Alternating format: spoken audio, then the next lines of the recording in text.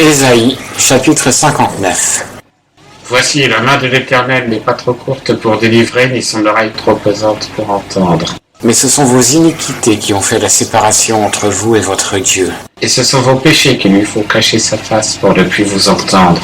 Car vos mains sont souillées de sang et vos doigts d'iniquité. Vos lèvres profèrent le mensonge. Votre langue fait entendre la perversité. Personne n'accuse avec justice. Personne ne plaide selon la vérité.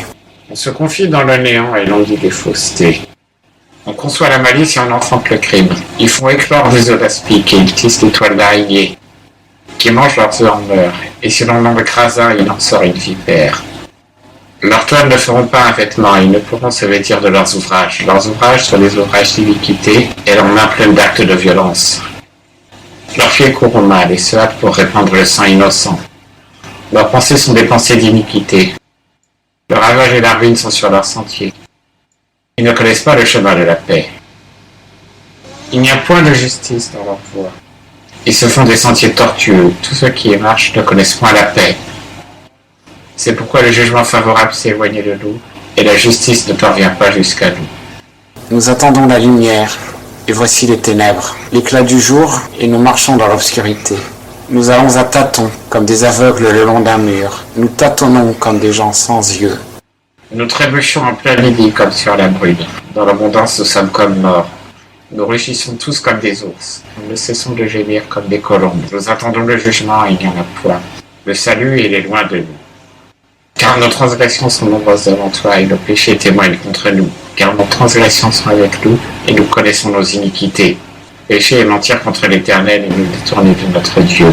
Parler d'oppression et de révolte. Concevoir et méditer dans le cœur des paroles de mensonge. Aussi le jugement s'est retiré en arrière, et la justice se tient éloignée, car la vérité trébuche sur la place publique, et la droiture ne peut entrer, et la vérité fait défaut, et quiconque se retire du mal est dépouillé. L'Éternel l'a vu et cela lui a déplu qu'il n'y ait point de justice.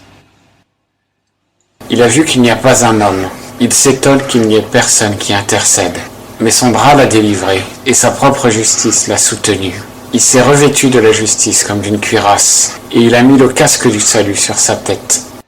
Il se revêtu de la vengeance comme d'un vêtement, et s'est couvert de la jalousie comme d'un manteau. Telles sont les œuvres, telle sera sa rétribution. Il rendra la fureur à ses adversaires, la rétribution à ses ennemis. Il rendra la rétribution aux îles. On craindra le nom de l'Éternel depuis l'Occident et sa gloire depuis le soleil levant. Quand l'adversaire viendra comme un fleuve, l'Esprit de l'Éternel lèvera l'étendard contre lui. Le Rédempteur viendra pour Sion, pour ceux de Jacob qui se convertiront de leurs péchés, dit l'Éternel. Et pour moi, voici mon alliance avec eux, a dit l'Éternel. Mon esprit qui est sur toi et les paroles que j'ai mises dans ta bouche ne se retireront pas de ta bouche, ni de la bouche de ta postérité, ni de la bouche de la postérité de ta postérité, a dit l'Éternel, dès maintenant et à jamais.